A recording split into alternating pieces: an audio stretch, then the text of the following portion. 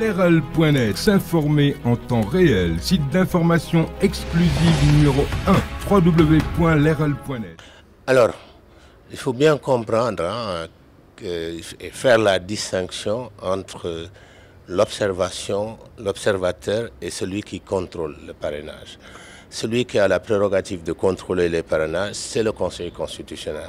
Celui qui contrôle a la possibilité de prendre une décision à l'issue du contrôle qu'il exerce. Celui qui observe se contente simplement d'observer et de faire un témoignage à l'issue de son observation. D'en tirer un constat. Voilà, éventuellement de faire des recommandations. C'est ce que nous avons fait. Nous avons observé, nous avons vu ce qui nous paraissait être les points forts de ce contrôle, de cette vérification des parrainages, et ce qui nous paraissait être les points faibles de cette vérification des parrainages, et nous avons tiré les conclusions et nous avons fait des recommandations. Mais ce que vous avez vu, est-ce que ça vous rassure? En ce qui concerne les modalités du contrôle du parrainage, la manière dont le Conseil constitutionnel a vérifié le parrainage, comme je vous l'ai dit tantôt, il y a des points vraiment positifs. Les points positifs que je peux peut-être énumérer, c'est d'abord cette ouverture du Conseil constitutionnel. Le Conseil constitutionnel avait l'habitude de s'emmurer, de s'enfermer, de prendre ses décisions sans explication. Aujourd'hui, le Conseil constitutionnel s'ouvre. Le Conseil constitutionnel s'ouvre, c'est quelque chose d'inédit et quelque chose qu'il faut vraiment encourager. Et le Conseil constitutionnel commence à parler, commence à expliquer. Et nous souhaitons que justement le Conseil constitutionnel continue à faire cela.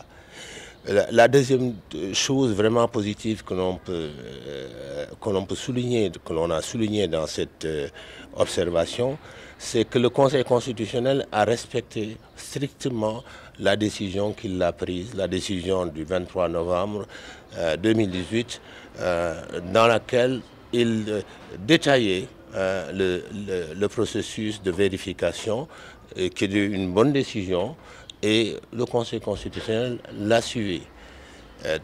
Troisièmement, le Conseil constitutionnel a placé tous les candidats sur un même pied d'égalité.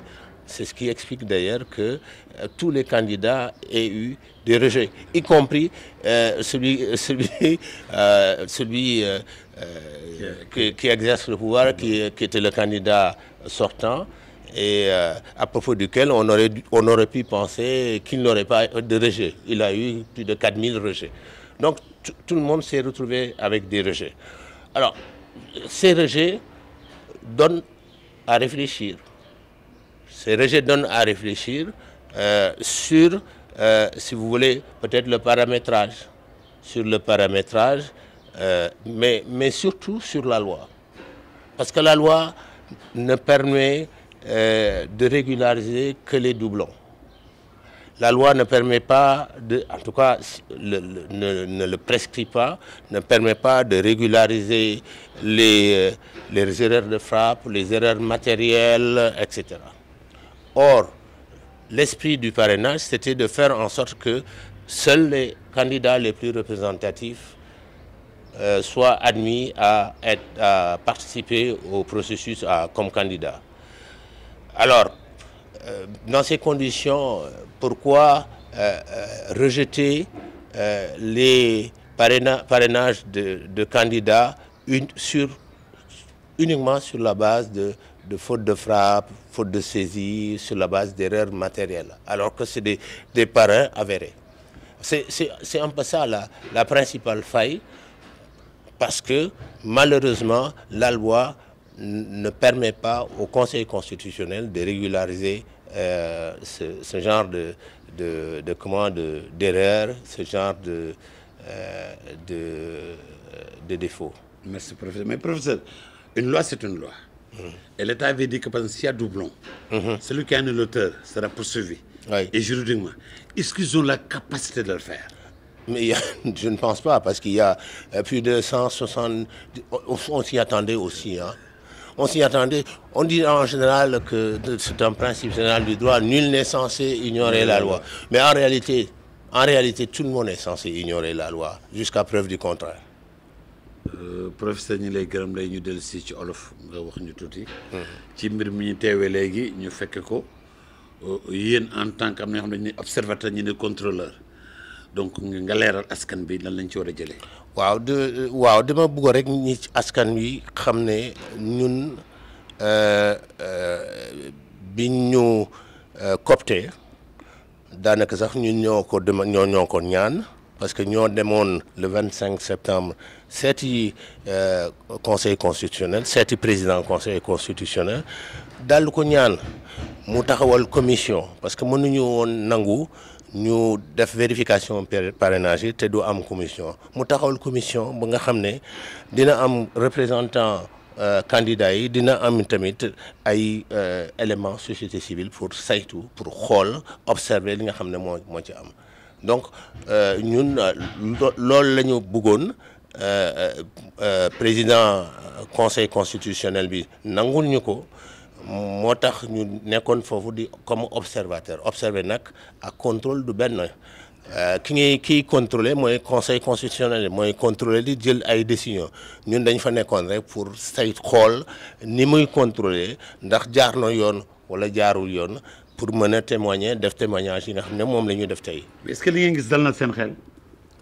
ci wàlla dal na xel. ci wàlla dal na xel ndax li mësul am na conseil constitutionnel guleet ubbeeku na moom doctrinaire yu bari def leen jaaxaloon lu tax conseil constitutionnel bu Sénégal ubbeekuwul parce que yeneen conseil constitutionnel yi nekk Afrique yëpp dañuy ubbeeku di wax di expliquer. Mais suñu conseil constitutionnel amul woon tradition boobu ubbeeku di wax di expliquer ci élection bi nag gulet mu am dañ koy ñaan rek mu sax ci loolu parce que loolu mooy mën a indi transparence mën a dalal xelu population yi ak citoyens yi beneen ba mooy ne conseil constitutionnel dafa yemale ñëpp ci li ñuy gis daal ci salle bi ñëpp la yemale. amul woon xaajax seen. kon daal seen xel dal na. ci loolu ci wàll woowu. suñu xel dal na ak yeneen lu nga xam ne tax na ak décision bi nga xam ne conseil constitutionnel tamit respecté na ko waaye am na ci yeneen wàll yi nga xam ne tamit war nañ ko mën a xoolaat. buuxante amélioré buuxante bi amoon ci bunt bi. xam nga buuxante boobu tamit et puis jàpp ne. ku jëkk ñëw rek parent am la ñuy jëkk jël ñeneen ñi ku bu fekkee ne dafa am ku nga xam ne dafa defoon même parents yi dañ koy considérer comme double xam nga loolu dafa xaw a doy waar moo tax ñun ñu ne pour éviter buuxante boobu ak pour éviter injustice boobu war nañu mën a def en tout cas pour l'avenir war nañu mën a taxawal benn plateforme bu nga xam ne ku ci nekk da ngay am sa mot de passe pour dugg candidat bu nekk am nga sa mot de passe pour dugg inscrire sa parrainage yi sa parrain yi ba nga xam ne bu fekkee ne da ngay inscrire parrain bu nga xam ne inscrire nañ ko ba noppi dañ koy rejeter bu boobaa liggéeyu conseil constitutionnel bi dina yomb. mais état dafa ne yoon mooy boo teggee ñu sanctionné la. waaw ñu gis par exemple ci biir am na doublon ak irrégularité yoo xam ne dépassé na sax dégg-dégg. waaw dépassé na xaar li ñu doon xaar. waaw est-ce que état yaakaar ne dina topp ba sanctionné ñooñu ndax ni ma ko waxoon ci loi bi. yaakaaruma ko parce que comme ni ma la koy wax sànq rek dañuy jàpp ne boo jëlee droit bi dañuy faral di jàpp ne citoyen bu nekk xam nga loi bi.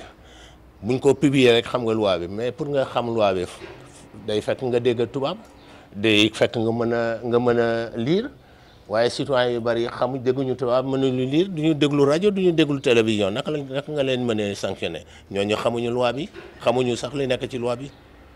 ba tax na yaakaaruma ne. sanction dina am. mais sa xel dal na ci élection yu jëm. sama xel dalul de sama xel dalul ndax. Déjà fii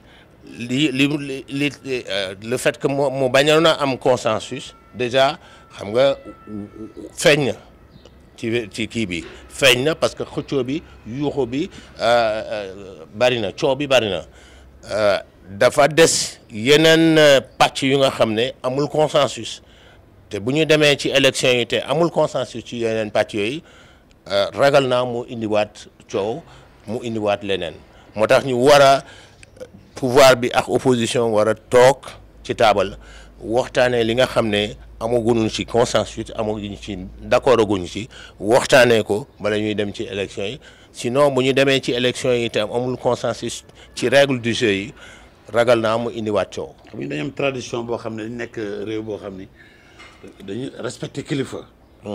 te kilifa dafa nekk loo xam tey ñàkk ñu ko Sénégal. quoi qu'on puisse dire. état ngi fi. justice ngi fi société civile ngi fi. les marabouts aussi ñu ngi fi. keroog de ban rôle la ñu waroon joué tey balaa ñu yegg fenn fi.